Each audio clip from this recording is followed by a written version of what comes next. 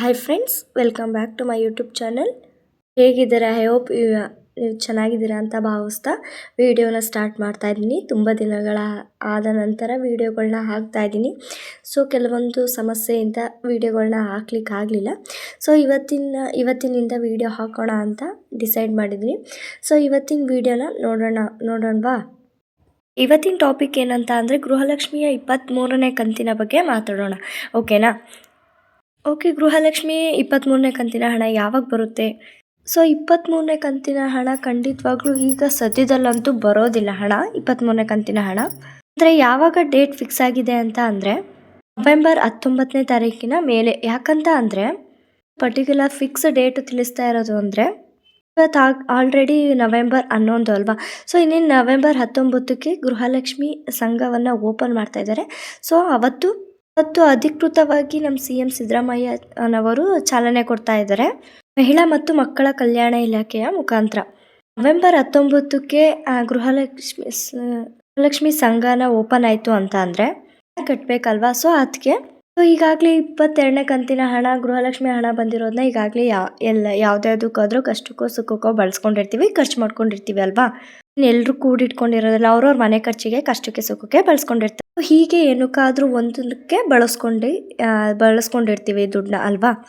ಅದಕ್ಕೆ ಈ Gruhalakshmi ಸಂಘನ November 19ನೇ ತಾರೀಕಿನಲ್ಲಿ open ಮಾಡಿಬಿಟ್ಟು 20ನೇ ತಾರೀಕಿನಲ್ಲಿ ಹಣ ಬಿಡುಗಡೆ ಮಾಡಿಬಿಟ್ರೆ ಎಷ್ಟು ಜನ ಈ ಸಂಘಕ್ಕೆ ಹಣವನ್ನು ಕಟ್ತಾರೆ ಅಂತ ಸರ್ಕಾರದ ಒಂದು ಅಭಿಪ್ರಾಯ. ಸೊ ಹಾಗಾಗಿ ನವೆಂಬರ್ 19ನೇ ತಾರೀಕು ಮೇಲೆ ಇನ್ನು ಒಂದು 3-4 ತಿಂಗಳು ಒಳಗಡೆನೆ ಗೃಹಲಕ್ಷ್ಮಿ 23ನೇ ಕಂತಿನ ಹಣ ಬಿಡುಗಡೆ ಮಾಡ್ತಾರೆ.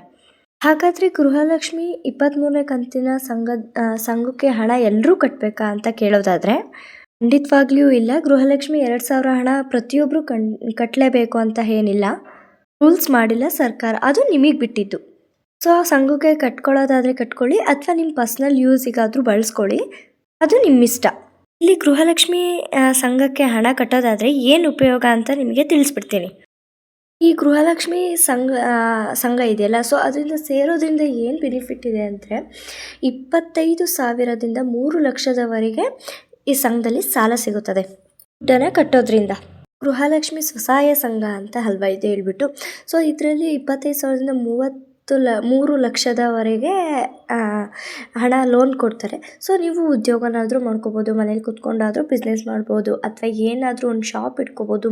ಸೊ ನಿಮ್ಮ ಕಷ್ಟಕ್ಕೆ ಸುಖಕ್ಕೆ ಯಾವುದಕ್ಕಾದರೂ ಬಳಸ್ಕೋಬೋದು ಅಲ್ವಾ? ಅತಿ ಕಡಿಮೆ ಬಡ್ಡಿಯಲ್ಲಿ ಈ ಲೋನ್ ಕೊಡ್ತೀವಿ ಅಂತ ಈ ಸಂಘದಲ್ಲಿ ತಿಳಿಸ್ಕೊಟ್ಟಿದ್ದಾರೆ ಸರ್ಕಾರದವರು. ಈಗಾಗಲೇ ಸರ್ಕಾರಕ್ಕೆ ಗೃಹಲಕ್ಷ್ಮಿಯವರು 2,000 ಜನ ಮಹಿಳೆಯರು ಪೇ ಮಾಡಿದ್ದಾರೆ, ಹಣವನ್ನು ಕಟ್ಟಿದ್ದಾರೆ ಆಗಲೇ. ಹೆಂಗೆ ಪೇ ಮಾಡೋದು, ಹೆಂಗೆ ಕಟ್ಟೋದು ಗೃಹಲಕ್ಷ್ಮಿ ಹಣನ ಅಂತ ಕೇಳೋದಾದರೆ ಸೊ ಫೋನ್ಪೇ ಮಾಡಬೇಕು ಅಂತ ತಿಳಿಸಿರೋದು. ಓಕೆನಾ? ಸೊ ಯಾವುದೇ ಭಯ ಬೇಡ. ಸೊ ಫೋನ್ಪೇಲಿ ಮಾಡಬೇಕಾ, ಅಮೌಂಟ್ನ ಫೋನಲ್ಲಿ ಟ್ರಾನ್ಸಾಕ್ಷನ್ ಮಾಡಬೇಕಾ, ಕಳಿಸ್ಬೇಕಾ ಅಂತ ಭಯ ಬೇಡ, ಕಳ್ಕೊಳ್ತೀವಿ ಅನ್ನೋದು. ಏಕೆಂದರೆ ಖುದ್ದಾಗಿ ಸರ್ಕಾರನೇ ಹೇಳಿರೋದು, ಆದೇಶ ಮಾಡಿರೋದು ಅಲ್ವಾ? ಸೊ ಭಯ ಬೇಡ.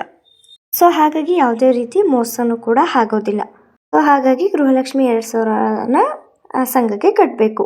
ಹಾಗಾಗಿ ಸಡನ್ನಾಗಿ ಫೋನ್ಪೇ ಮಾಡೋಕ್ಕೆ ಹೋಗಬೇಡಿ. ನವೆಂಬರ್ 19ನೇ ತಾರೀಕು ತನಕ ಕಾಯಿರಿ. ಸೊ ಅಧಿಕೃತವಾಗಿ ಘೋಷಣೆ ಮಾಡಿದಾಗ ತಿಳಿಯುತ್ತದೆ. ಸರ್ಕಾರನೇ ತಿಳಿಸ್ಕೊಡ್ತಾರೆ ಯಾವ ರೀತಿ ಫೋನ್ಪೇ ಮಾಡಬೇಕು, ನಿಮ್ಮ ಹೆಸರು ಮತ್ತು ರಿಜಿಸ್ಟ್ರೇಷನ್ನ ಹೇಗೆ ಮಾಡಬೇಕು ಅಂತ ತಿಳಿಸ್ಕೊಡ್ತಾರೆ ಅವರೇ ಸರ್ಕಾರದವರು. ಸೊ ಪ್ರತಿಯೊಂದೂ ಹೇಳ್ತಾರೆ. ಸೊ ಹಾಗಾಗಿ ಸಡನ್ನಾಗಿ ಫೋನ್ಪೇ ಮಾಡಬೇಡಿ. ನವೆಂಬರ್ 19ನೇ ತಾರೀಕು ಹೇಳಿರೋದು. ಸೊ ಇದಕ್ಕೆ ದಾಖಲಾತಿಗಳು ಏನು ಕೇಳಲ್ಲ. ಸೊ ಕೇಳೋದ್ರೆ ಒಂದು ಆಧಾರ್ ಕಾರ್ಡ್ ಕೇಳ್ಬೋದು. ಸೊ ಗೃಹಲಕ್ಷ್ಮಿಯರೇ ಮಾತ್ರ ಈ ಸಂಘಕ್ಕೆ ಸೇರಿಕೊಳ್ಬೇಕು. ಗೃಹಲಕ್ಷ್ಮಿಯರೇ ಅಂತ ಅಂದರೆ ಯಾರಿಗೆ 2,000 ರೂಪಾಯಿ ಬರ್ತಿದೆಯೋ ಅವರು. ಓಕೆ, ಇದಾಯಿತು. ಇನ್ನು ಗೃಹಲಕ್ಷ್ಮಿ ಬ್ಯಾಂಕನ್ನು ಕೂಡ ಓಪನ್ ಮಾಡ್ತಾರಂತೆ. ಅದು ಕೆನರಾ ಬ್ಯಾಂಕ್ ಜೊತೆ ಅಟ್ಯಾಚ್ಮೆಂಟ್ ಮಾಡ್ತಾರಂತೆ.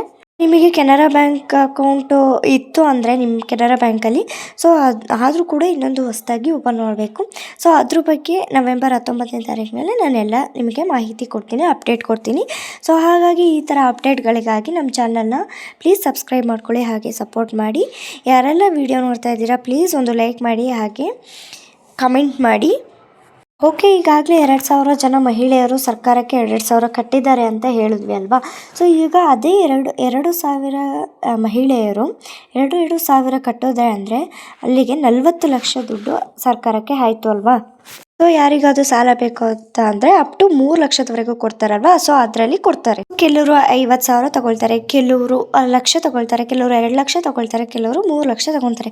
ಸೊ 25,000ದಿಂದ 3 ಲಕ್ಷದವರೆಗೆ ಸಾಲ ಕೊಡ್ತಾರೆ ಅಲ್ವಾ, ಲೋನ್ ಕೊಡ್ತಾರೆ. ಕಡಿಮೆ ಬಡ್ಡಿಯಲ್ಲಿ ಲೋನ್ನ ಕೊಡ್ತಾರೆ. ಸೊ ಇವಾಗ ಸರ್ಕಾರ ಗೃಹಲಕ್ಷ್ಮಿಯವರಿಗೆ ದುಡ್ಡು ಕೊಡ್ತಾ ಇರೋದು ಅಂದರೆ 1,25,00,000 ಮಹಿಳೆಯರಿಗೆ ಗೃಹಲಕ್ಷ್ಮಿ ಹಣ ದುಡ್ಡು ತಲುಪ್ತಾ ಇದೆ.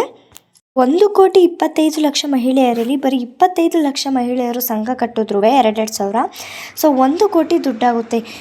ಅದರಲ್ಲಿ ಮತ್ತೆ ಲಕ್ಷಾಂತರ ಗೃಹಲಕ್ಷ್ಮಿಯವ್ರದ್ದು ಜನರ ಜೀವನ ನಡೆಯುತ್ತೆ ಅಂತ.